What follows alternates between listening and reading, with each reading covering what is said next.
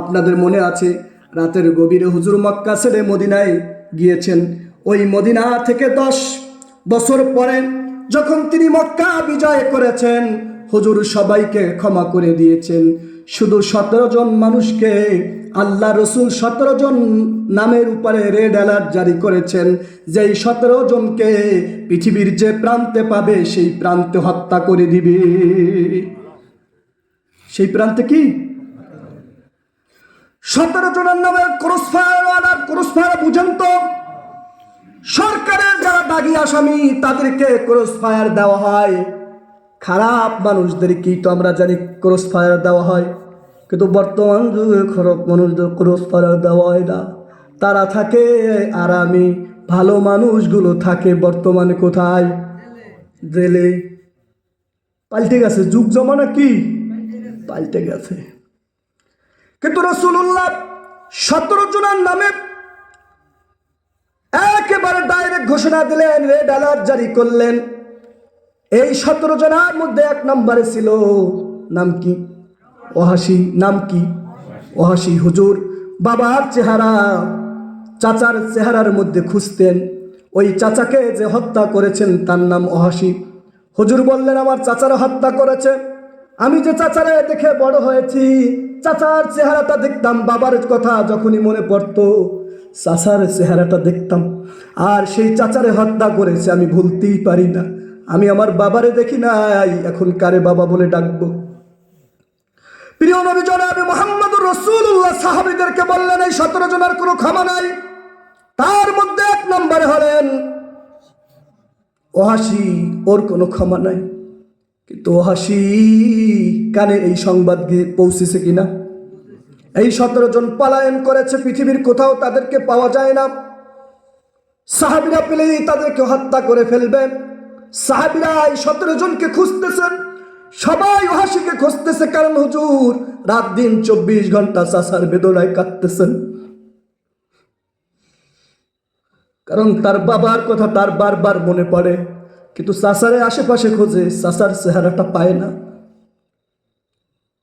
সাহাবীরা সব পাগলের মতো হয়ে গিয়েছেন, ওয়াহাশী কোথায় আছে, ওরে মেরেই ফেলবো, ওরে হত্যা করেই ফেলবো, ওরে দুনিয়ায় আর রাখবো না। কিন্তু ওয়াহাশী এদিকে একটা গোপনে চিঠি লিখলেন প্রিয় নবী সাল্লাল্লাহু আলাইহি ওয়াসাল্লামের কাছে। ওয়াহাশী চিঠি লিখলেন, ইয়া রাসূলুল্লাহ, আমি ইসলাম গ্রহণ করে মুসলমানদের সাথে দলে দলে জান্নাতে যেতে চাই, কিন্তু আমি তো জানি আমি 1 নম্বর আসামি। আপনার সাহাবীরা আমাকে যেখানেই পাবে সেখানেই তো আমাকে হত্যা করে ফেলবে। হুজুর গো, আমারে হত্যা করে ফেলুক, সেটা সমস্যা না, কিন্তু আমার বড় একখানা আয়াত কোরআনুল কারীমের ভয় লাগে। দেখেন, কাফের হওয়ার পরও কোরআন জানে। বলে কোরআনুল কারীমের একখানা আয়াত বড় আমাকে ভাবিয়ে তুলতেছে, বড় আমাকে বিষণ্ণ করে রাখতেছে। আয়াতখানা তিনি লিখলেন, আয়াতখানা হচ্ছে সূরাতুল ফুরকানের 69 নম্বর আয়াত। সেই আয়াতখানা তিনি লিখলেন। আয়াতখানার মধ্যে আল্লাহ কি বলছেন শোনেন, আল্লাযীনা লা ইয়াদউনা মা'আল্লাহি ইলাহান আখার ওয়ালা ইয়াকতুলুনান নাফসাল্লাতী হারামাল্লাহু ইল্লা বিল হক ওয়ালা ইয়াজনুন ومن يفعل ذلك يلقى أثاما। আমি তো ইসলাম কবুল করতে চাই, কিন্তু এই আয়াতখানা বড় আমাকে ভয় লাগাচ্ছে, আমার দিলের মধ্যে কম্পন তৈরি করে দিচ্ছে।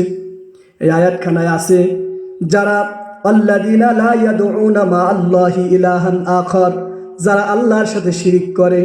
আল্লাহর সাথে কি করে? আল্লাহকে বাদ দিয়ে যারা অন্য কোনো উপাস্যকে গ্রহণ করে।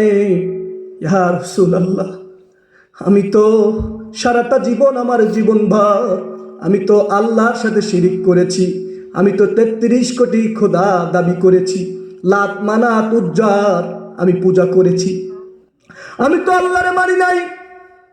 2 নম্বর হলো ওয়ালা ইয়াকতুলুনান নাফস, আল্লাহ বলেছেন অন্যায়ভাবে যারা মানুষকে হত্যা করবে, অন্যায়ভাবে যারা মানুষের হাত ভেঙে দিবে, অন্যায়ভাবে যারা মানুষের পা ভেঙে দিবে, অন্যায়ভাবে যারা মানুষের চোখ খুঁজে উঠাবে, অন্যায়ভাবে যারা মানুষকে ফাঁসি দিয়ে দিবে, অন্যায়ভাবে যারা মানুষের নামে বদনাম গাবে, অন্যায়ভাবে যারা মানুষের চরিত্র হনন করবে, অন্যায়ভাবে যারা মানুষকে মিথ্যা মামলা দেবে, হুজুর বলেন আমি এখানে কোন কামটা করি নাই? আমার হাত দিয়ে তো আমি অসংখ্য মানুষকে আমার তলোয়ার দিয়া আমি শহীদ করে দিয়েছি। আপনার চাচা, আপনি যারা দেখে বাবার কথা ভুলে যেতেন, আপনার সে চাচারও তো আমার এই তলোয়ার দিয়ে জবাই করে দিয়েছি। আপনার চাচার কলিজাটা পর্যন্ত আমি চিবায় খেয়েছি। আপনার চাচারা এমন ভাবে আমি হত্যা করেছি, আপনার চাচার কান কেটেছি, নাক কেটেছি, আপনার চাচার কোনো চিহ্ন রাখি নাই, কলিজাটা চিবায়ে খাওয়া হয়েছে পর্যন্ত। ইয়া রাসূলুল্লাহ, অসংখ্য মুসলমানদেরকে আমি হত্যা করেছি, ফাঁসিতে ঝুলাই দিয়েছি, বাবলা গাছের সাথে ঝুলাই দিয়েছি। 3 নম্বর হলো ওয়ালা ইয়াজনুন, মেয়েদেরকে ধর্ষণ করা। হুজুর আমি তো এখনো কাফের, আমি কাফের অবস্থায় অসংখ্য মেয়েদের ইজ্জত হরণ করেছি। আল্লাহ এখানে বলেছেন আমাইয়াফাল যালিকা ইয়ালকা আসামা, এই 3 গ্রুপের জন্য আমি আল্লাহ শাস্তি নির্ধারণ করে রেখেছি। ইয়া রাসূলুল্লাহ, আমি ইসলাম কবুল করলে আমি তো এই 3 কামই করেছি, আমার গুনাহ কি মাফ হবে? আল্লাহ কি আমাকে শাস্তি থেকে রেহাই দিবেন? এই আয়াতখানা আমার বড় ভয় লাগতেছে যে আমি তো মেয়েদের সাথে জেনাও করেছি, অসংখ্য মেয়েদের সাথে, 1টা 2টা নয়। আমি অসংখ্য মানুষকে হত্যা করেছি, মিথ্যা কথা বলেছি অসংখ্য মানুষের নামে, অনেকের হাত পা ভেঙে আমি ফেলেছি। আমি এমন কাম নাই যে করি নাই, 33 কোটি খোদা দাবিও আমি করি। এখন আল্লাহ যে শাস্তির কথা বলেছেন, আমি যদি ইসলাম কবুল করি ওই শাস্তি কি আমার কমবে? কে বলতেছেন?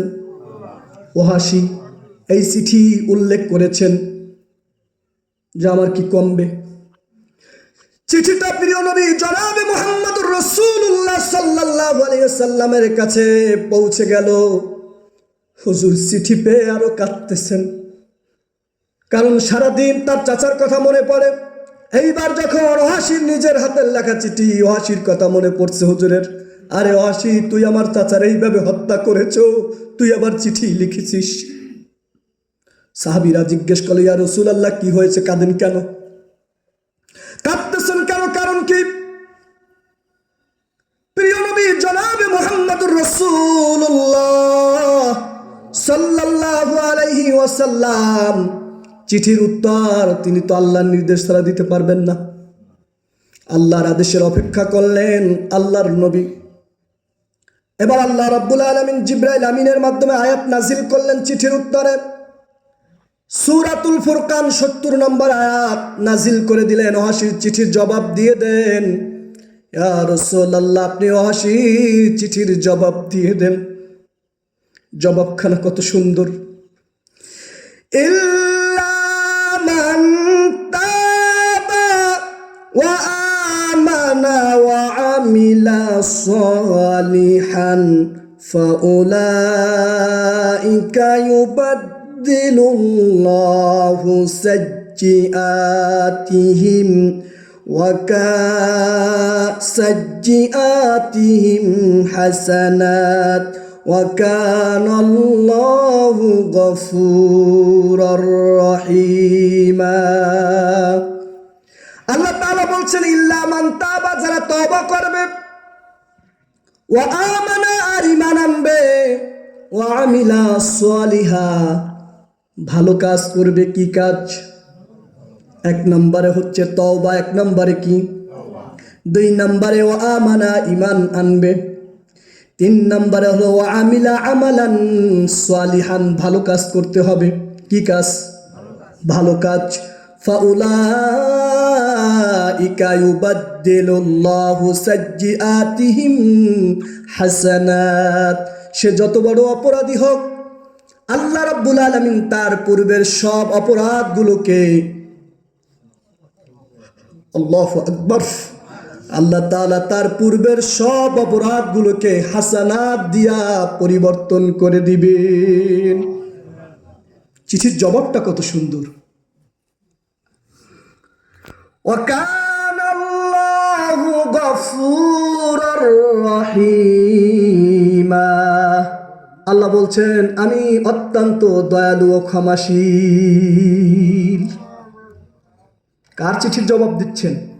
ভালো কাজের পরিণাম কি? আপনার সমস্ত গুনাহগুলো, সাইয়্যাগুলো ভালো দিয়ে পরিবর্তন করে দিবেন কে?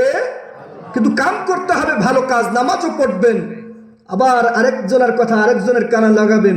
হুজুর আজকে গরম গরম ওয়াজ করেছে, কালকে চেয়ারম্যানের কাছে বলে দিবেন, ওরকম হলে হবে না। কথা কি বুঝতে পেরেছেন? রাসূল কারীম সাল্লাল্লাহু আলাইহি ওয়াসাল্লাম এই চিঠির উত্তর যখন ওয়াহশীর কাছে চলে গেল,